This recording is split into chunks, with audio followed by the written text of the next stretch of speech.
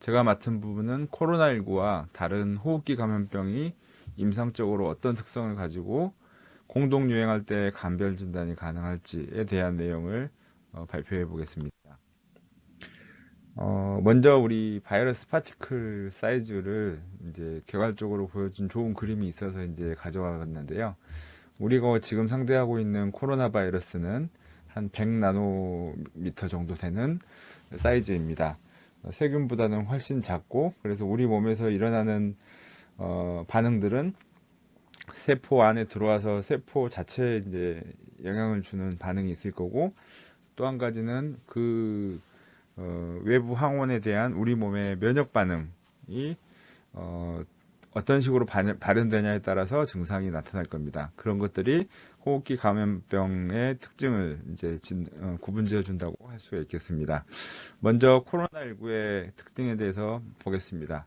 코로나 바이러스는 주된 호흡기 감염병 바이러스로 잘 알려져 있고요. 그 RNA 바이러스 중에 가장 큰 바이러스로 알려져 있습니다. 표면은 이렇게 S 프로틴이라고 하는 뾰족뾰족하게 나와 있는 것들이 있고, 이 표면에 있는 S 프로틴이 우리 몸에 이제 달라붙어서 침입하는 그런 부위가 되기도 하고요. 또는 저 부위로 해서 우리가 치료제를 개발할 수 있는 그런 부위이기도 합니다. 항체가 달라붙어서 치료할 수 있는 항체 치료제를 개발할 수 있는 부위이기도 합니다.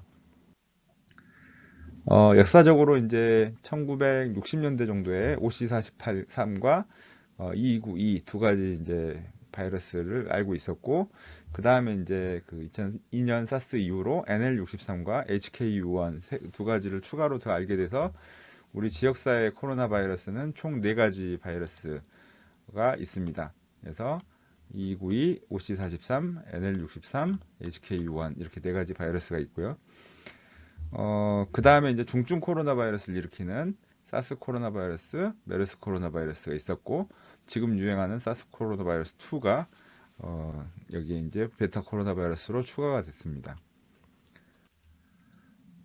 정리해보자면 이렇게 2292, OC43, NL63, HKU1이라고 하는 감기가 있었고요. 그 다음에 이제 사스 메르스가 중증 코로나를 담당을 했고, 코로나19가 우리 인류에 처음 지금 우리한테 왔을 때는 중증 코로나 같이 보이지만, 사실 시간이 더 지나 본다면 이게 진짜 중증 코로나로 계속 남을지 아니면 우리 감기에 편입이 될지는 두고 볼 일인 것 같습니다.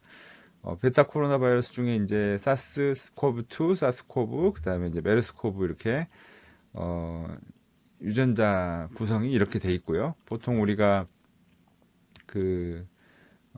표적으로 하는, 진단 표적으로 하는 E 항원이 이렇게 공통적으로 있고, 그 다음에 이제 N 항원, S 항원 이런 것들이 있고, 이런 RNA 바이러스 꽤 큰 바이러스이기 때문에 이렇게 다양한 항원을 가지고 있다는 것을 알 수가 있습니다. 그리고 또 포유류를 중심으로 해서 이렇게 종간 장벽을 넘어갈 수 있고, 중간 숙주도 있고, 그 숙주에 의해서 변형된 바이러스가 사람한테 이렇게 넘어오기도 한다라고 이렇게 추정을 하고 있고요. 지금까지 사실 코로나 바이러스는 그렇게 관심사가 아니었습니다. 이게 해리슨 18판이니까 벌써 지금 20판이 나와 있으니까 한 2판 전에는 이런 표가 있었습니다. 지금은 사라졌는데요. 그래서 이제 코먼콜드를 일으키는 바이러스가 라이노, 코로나, 그다음에 RS 바이러스, RSV, 그다음에 파라인플루엔자, 아데노 이런 것들이 있고, 가장 흔하게는 이제 감기를 일으키지만 실제로 이제 이런 것들이 기관지에 있는 천식을 악화시키기도 했고, 드물지만 폐렴도 일으켰습니다. 일으키지 않았던 게 아니고, 하지만 이제 중증 코로나 바이러스들은 이제 이런 폐렴을 일으키는 것들이 좀 더 많아서 우리가 이제 위협으로 생각을 하고 있죠. 인플루엔자는 흔하게는 이제 인플루엔자를 일으키지만, 인플루엔자 바이러스는 걔네들은 생각보다 이제 폐렴을 좀 더 고위험군에서 많이 일으키는 그런 바이러스로 알려져 있고요. 그래서 그전에는 이제 감기라는 걸 이렇게 뭉뚱그려서 병원체별로 볼 생각은 별로 하지 않았고, 치사율이 높지 않기 때문에 감기, 급성 호흡기 바이러스 이렇게 묶어서 생각을 했었죠. 감기는 우리가 치료를 안 하면 대부분 이렇게 발열은 하루 이틀 정도 피크가 있다가 좋아지고, 호흡기 증상은 치료를 하지 않더라도 한 일주일 정도에서 점차 좋아지는 이런 패턴을 보입니다.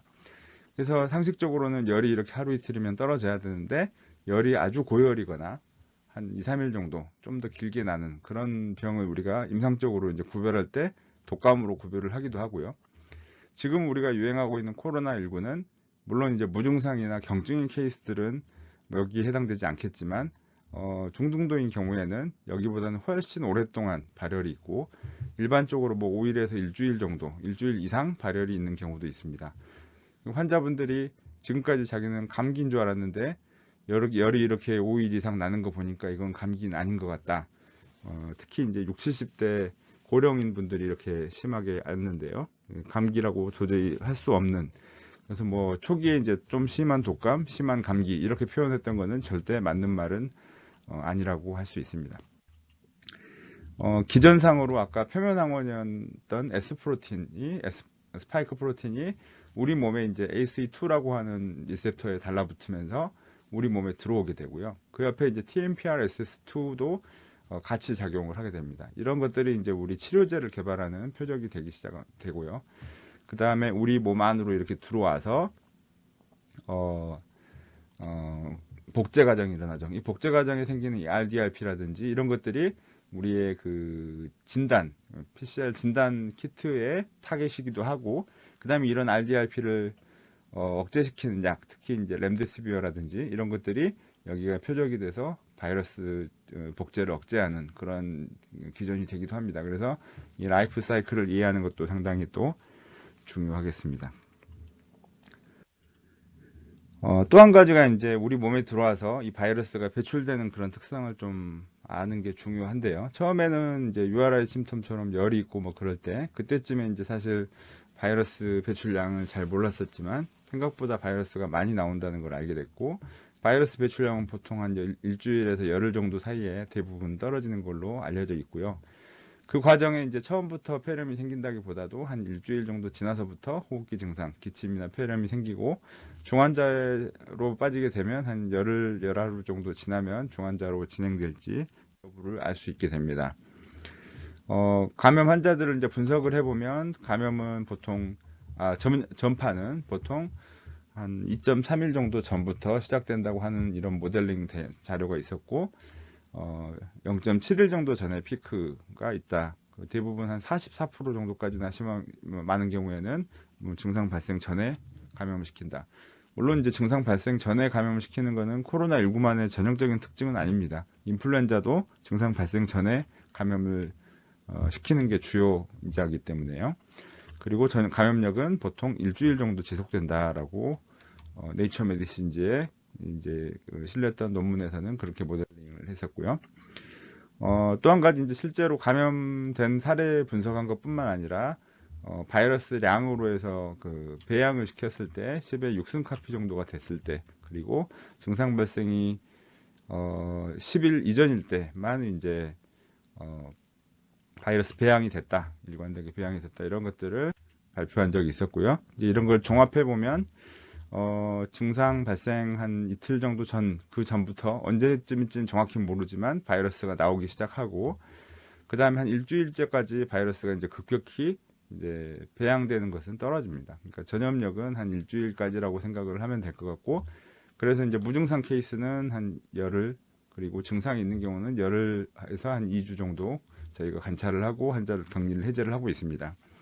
초기에는 이제 바이러스 PCR이 계속 양성이 나오는 것 때문에 고민이 많았지만, 이 하늘색이 이제 바이러스 PCR인데요. PCR은 꽤 오랫동안 양성이 나올 수 있고, 저도 개인적으로 환자 중에 한 70일 넘게까지도 양성이 나온 사람이 있었기 때문에 이제 PCR 기반으로 격리 해제 기준이나 감염력을 보증하는 것은 이제 맞지 않다는 것을 잘 알 수 있습니다.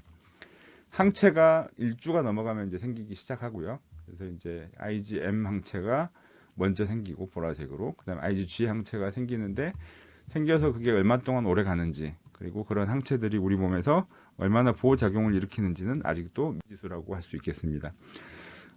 초기에 이제 폐병변이 나타나기 때문에 호흡기 증상이 이제 생길 사람들이 엑스레이는 깨끗한데 초반에 생기는 사람들이 있습니다. 이 환자가 이제 일반 환자 케이스였는데, 이게 지금 처음 왔을 때 증상 발생 이틀째였고, 증상 발생 4일째 찍은 CT에서 보니까 이미 엑스레이에서는 깨끗하지만 CT에서는 이렇게 폐렴 병변이 있었던 거를 초기에 발견했었고, 그 뒤로 며칠 뒤부터는 이렇게 명확하게 폐 엑스레이 이제 보일 정도가 됩니다. 초기부터 폐에 침입이 빨리 된다는 것도 상당히 특징적인 증상이고요. 그 다음에 이제 전체 인구로 봤을 때는 한 80% 정도가 경증에서 중등도, 그 다음에 한 15% 정도가 중증, 그 다음에 한 5% 정도가 크리티컬로 넘어가는 그런 패턴을 보였다. 중요한 거는 이제 중증이나 크리티컬만 사망을 하는 게 아니라 경증이나 중등도에서도 일부가 사망을 한다는 게 이 병을 이제 상당히 관리하기 어렵게 만든 그런 특징인 것 같고요. 중환자를 대상으로 이렇게 연구를 했을 때 생존자와 비생존자를 봤을 때 공히 한 9일에서 10일 정도의 ARDS나 sepsis가 시작이 됐고, 이 환자가 생존할지 아닐지가 결정이 나는 순간은 거의 대부분 3주 이전에 결정이 나는 걸로 돼 있습니다. 아까 항체 반응과 그 다음에 이제 바이러스 반응을 이제 종합해 놓은 표인데요.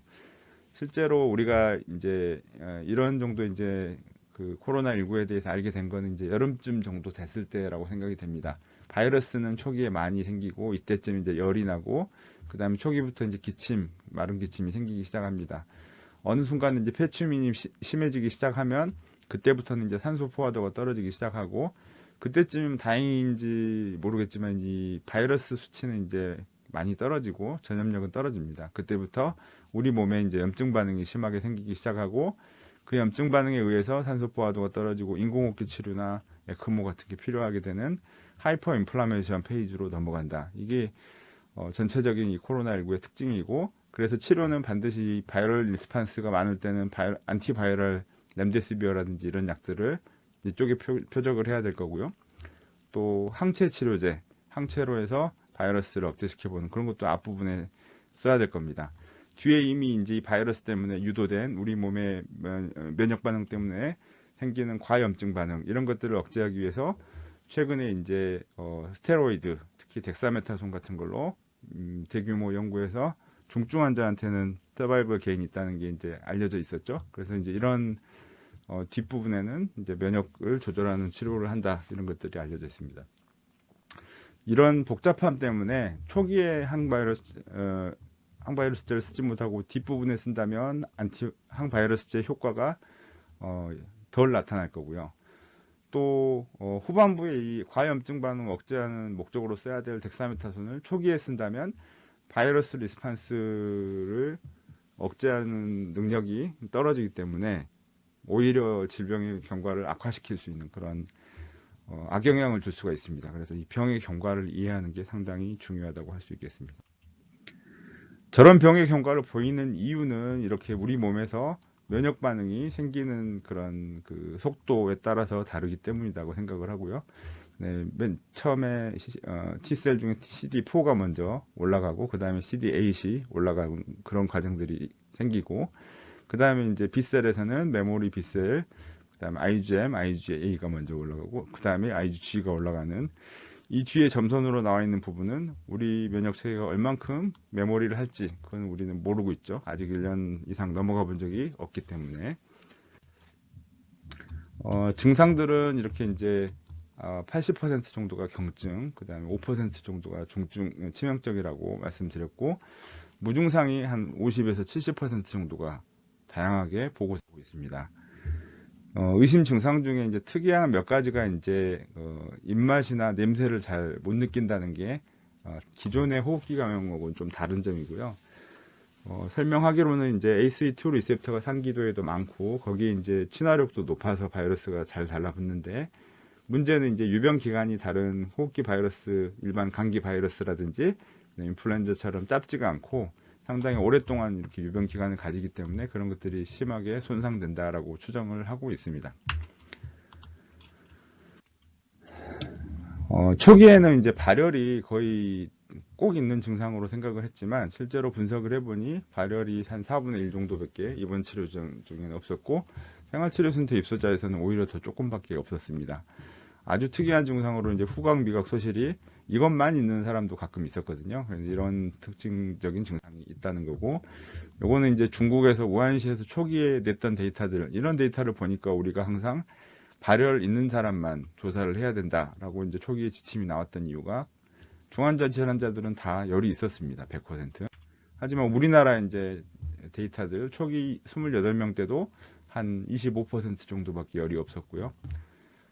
또 주목할 만한 거는 이제 콧물 증상은 별로 없습니다. 콧물 같은 거는 별로 없다는 것도 특징적이고, 그 다음에 우리나라 한 3,000명 정도 데이터 5월까지 자료를 모았을 때도, 마찬가지로 이제, 요거는 이제 질병 중증도로 나눈 건데, 1, 2단계는 경증이거나 무증상인 경우인데, 이때도 보시면 이제 발열이 한 4분의 1 정도밖에 없었던 거를 알 수가 있고요. 3, 4단계, 5, 8단계로 가면 호흡곤란이 이제 35%, 70%로 점점 이제 높아지는 거를 아실 수가 있습니다.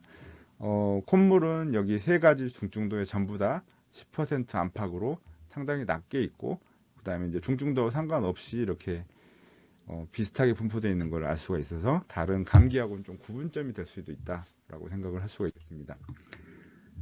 나이대별로 이렇게 아웃컴이 다르다는 것도 이미 잘 알려져 있고요. 특히 이제 80대가 넘어가면 3분의 1 정도가 사망을 한다는 것도 잘 알려져 있습니다. 이렇게 이제 나빠지는 터닝 포인트는 이제 한 50대 정도부터 산소 치료량도 많이 필요하고 사망률도 의미 있게 이제 증가하는 그런 모습을 보이고 있고, 왜 이렇게 고령에서만 점점 이제 그 중증도가 높아지는지에 대해서는 여러 가지 이제 학설이 있습니다.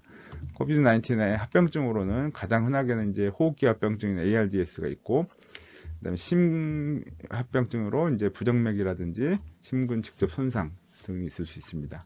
또 아주 특징적으로 이제 스롬보 엠볼릭 컴플리케이션으로 다양한 스롬보 엠볼리즘, 풀모너리 스롬보 엠볼리즘도 생길 수 있고, 그다음에 이제 뇌졸중, 급성 뇌졸중도 생길 수가 있습니다.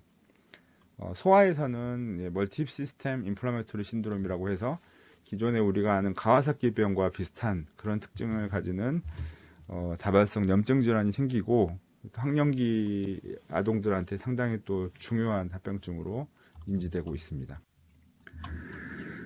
독감하고 코비드 19하고 이제 임상적으로 어떻게 구분해 볼 거냐가 사실 저한테 주어진 과제였는데 상당히 정답만 말씀드리자면 어렵다는 거고요. 조금은 차이가 있습니다. 인플루엔자를 다시 한번 좀 보면 인플루엔자는 이제 표면에 있는 H항원과 N항원이 있고 그 중에 이제 H항원에 의해서 우리 몸에 이제 세포를 뚫고 들어와서 몸 안에서 이제 복제를 하고, 그 다음에 이제 N항원이 이제 이 바이러스가 탈출해서 버딩해서 나가는데 도움을 준다고 알려져 있죠.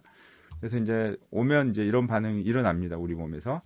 근데 그런 반응이 이제 이틀, 3일, 4일 이렇게 지나면 몸에서는 이제 발열이나 기침, 근육통 이런 것들이 생기는데, 실제로 우리 점막에서 호흡기, 기관지라든지 이런 점막에서 이 세포가 점막의 상피세포가 손상을 당하기 시작하고, 그래서 손상돼서 어느 순간에 이제 우리 기저막이 보이기 시작하면 그 기도에 있던 이런 초록색이 이제 노말 플로라라고 생각을 하시면 될 것 같습니다. 이런 세균들이 베이스먼트 멤브레인을 통해서 혈류 감염을 일으켜서 폐렴을 일으킬 수 있고, 그래서 이제 인플루엔자 생기고 열은 한 2, 3일 안에 다 떨어지는데, 열이 떨어지고 나서는 5일 지나서 다시 열이 날 때, 그때 이제 2차적으로 세균 감염이 생기고요.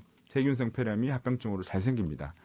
하지만 코로나19는 그렇지 않습니다. 코로나19는 세균 폐렴이 합병되는 거는 추후에 이제 한 2주째 들어서 인공호흡기 치료나 이런 것들이 필요할 때는 그렇지, 그 전에는 그렇지 않다는 게 매우 특징적인 것 같습니다. 이제 몇 가지 이제 특징을 다시 이제 요약을 해보면, 코로나19나 그다음에 인플루엔자는 기침, 그다음에 열, 그다음에 호흡곤란, 피로감, 그다음에 인후통 이런 것들이 있고, 아까 제가 콧물이나 코막힘은 조금 덜 한 것 같다라고 말씀드렸었고요. 그다음에 근육통이나 두통 이런 것들은 공이 같이 있습니다. 물론 소화기 증상도 같이 있습니다. 하지만 플루는 이제 경증에서 중증도까지 다양하지만 코비드 19는 나이대 또는 기저질환에 따라서 아주 중증 케이스가 있다는 것들이 좀 특징이고, 그 다음에 이제 입맛이나 냄새를 소실되는 게 인플루엔자는 흔하지 않지만 코비드 19는 흔하다는 게 또 특징 중에 하나가 될 수 있습니다. 그 다음에 증상 기간은 보통 이제 인플루엔자는 감염되고 나서 1일에서 4일 정도 후에 증상이 발생하지만 코비드 19는 평균적으로는 4, 5일 정도, 그리고 짧게는 이틀에서부터 길게는 2주까지 증상 발현이 잠복기가 있다는 것들이 뭐 너무 잘 알고 있는 내용이고요. 그 다음에 이제 감염력을 따져보면 인플루엔자는 이제 증상 발생 하루 전부터 이제 전염력이 있다라고 보고 있고 증상 생기고 나서 한 첫 3에서 4일 동안 가장 전염력이 높다라고 보고 한 일주일 정도 전파가 될 거라고 생각을 합니다. 물론 이제 아주 어린 소아나 그다음에 이제 고령 면역 저하자들은 이거보다 더 많이 전염 기간이 길어진다라고 알려져 있고요. 코로나19는 증상 발생 한 이틀 전 정도부터 아까 그 모델링 자료가 상당히 큰 근거가 됐고요. 이틀 전부터 감염을 시킬 수 있다라고 알려져 있고 최소한 열흘 정도 증상 발생하고 열흘 정도 감염을 시킬 수 있다. 무증상 환자는 그러면 기준은 어떻게 볼까요? 예, 그래서 검사 양성 이후로 한 열흘 정도까지는 전파를 시킬 수 있는 걸로 임의로 이제 잡고 있습니다. 전파 양식은 드랍닛을 통해서 가까운 사람들한테 전파를 시키는 거고요. 그 다음에 포마이트에 의해서 전파도 가능하지만 생각보다 포마이트엔 전파는 많지는 않은 걸로 알려져 있습니다. 전염력으로 따지자면 코비드-19이 좀 더 많은 것 같고 특정 인구 나이 그룹에서는 더 많은 것 같습니다. 그리고 슈퍼 스프레딩 이벤트도 플루보다는 더 많은 걸로 알려져 있습니다. 하이 리스크는 이제 고령이나 그다음에 이제 기저질환이 있는 사람, 그다음에 임산부들한테는 코비드-19과 플루가 똑같이 위험하지만 좀 더 위험한 계층을 좀 나눠보자면 이제 플루에서는 이제 어린 아이들에서 이제 리스크가 높고 코비드-19에서는 이제 고령에서 리스크가 높은 건 이제 같지만 특히 이제 학령기에서 아까 멀티 시스템 인플라메토리 신드롬이 물론 드물긴 합니다만은 생길 수 있다는 게 상당히 또 소아나 유아한테 이제 막연하게 이제 안전하다고만 할 수 없는 그런 문제 중에 하나입니다. 요약하면 이런 표로 볼 수가 있을 것 같고요. 결론은 이제 증상만 갖고 이제 어느 시점에 인플루엔자와 코비드-19을 구별하는 것은 사실상 불가능하다라는 점이고 앞으로 우리가 이제 코비드-19 어떻게 겪을지에 대해서 조금만 더 생각을 해보면 코비드-19은 이제 그 계절형 코로나 바이러스와 어떻게 크로스 리액션을 할지가 관건인 것 같습니다. 이제 이 논문이 나올 때만 해도 아직 이 사스코브2와 다른 바이러스, 코로나 바이러스와 어떤 그 상호작용을 있는지를 잘 모르기 때문에 공란으로 나와 있지만 이렇게 이제 엔데믹한 코로나 바이러스 중에서도 같은 계열, 예를 들어서 알파 코로나 바이러스끼리는 같이 크로스 리액션이 있고 그 다음에 이제 베타 코로나는 베타 코로나끼리 크로스 이뮤니티가 있다는 것이 알려져 있습니다. 그래서 이제 이런 것들과 우리가 기존에 한번 감염됐던 때에 다시 코로나19가 감염됐을 때 어떤 영향을 줄지에 대해서 모르는 부분이 많습니다. 또 한 가지 우리가 이제 그 시로 프레밸런스를 볼 때요. 사스코브2가 다른 그 엔데믹 그 휴먼 코로나 바이러스하고 좀 다르게 그 안티바디 레벨이 좀 빨리 떨어지는 편인 것 같습니다. 만약에 그래서 빨리 떨어진다면 생각보다 우리가 그 시로 포지티비티를 낮게 측정할 수 있다. 이렇게 볼 수도 있을 것 같고요. 이거는 이제 너무 잘 알려진 CID 랩하고 그다음에 이제 그 하버드에서 모델링했던 앞으로 코비드-19이 어떻게 갈지에 대한 이제 예측이고 또 한 가지 이제 영국 의학 아카데미에서 올해 겨울에 이제 플루와 코비드-19이 어떻게 흘러갈지에 대해서 이제 RT 값이 1.5일 때와 1.1일 때를 두 가지로 이제 추산을 해서 1.1 정도일 때는 이렇게 억제가 되지만 1.5 정도일 때는 상당히 오랫동안 큰 파급 효과를 보일 거다 이렇게 이제 모델링을 했던 것을 볼 수 있습니다. 좀 답답한 결론이 난 것 같은데요. 인플루엔자하고 코로나19 공동 유행 시에 임상 증상만으로는 구별하는 게 현실적으로는 불가능하고 따라서 신속하고 정확한 진단법.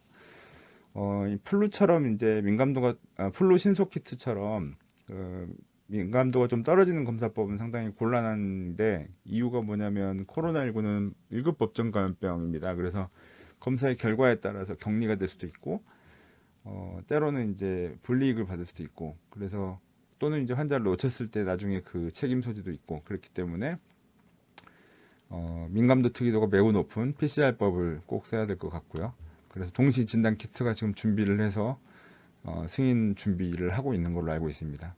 또 한 가지는 이제 광범위하게 검사를 할 수 있는 시설이 필요할 건데 기존의 그 1차 의료기관의 외래 시설이 상당히 환기도 안 되고 검사하기 어려운 그런 환경이죠. 그래서 코호흡기 감염병 클리닉이라든지 선별진료실들은 적극적으로 이용을 해야 될 거고요. 또 한 가지 이제 인플루엔자에 대해서는 대비할 수 있는 백신이 있기 때문에 백신을 적극적으로 활용을 하고 그 다음에 치료제도 확보를 해야 될 겁니다. 특히 이제 내성 인플루엔자가 나온다면 골치 아파지기 때문에 이런 부분까지 고려해서 치료제를 확보해야 될 거고 마지막으로 이제 기존에 우리가 생각하던 상기도 감염은 이제 감기라는 그런 틀에서 이제 벗어나서 각각의 병원체 기반으로 감시 시스템이 구축할 필요가 있을 거고 벌써 이제 반년 이상이 지났지만 우리가 기존에 가지고 있던 킨네스나 그다음에 이제 ILI 시스템 모니터링 서베일런스에서 한 단계 더 나간 병원체 기반의 호흡기 감염병 감시 시스템이 있어야 우리가 그 다음 계절은 또 어떻게 대비를 해야 할지 준비를 할 수 있다고 생각을 합니다. 네, 이상으로 제 발표를 마치겠습니다.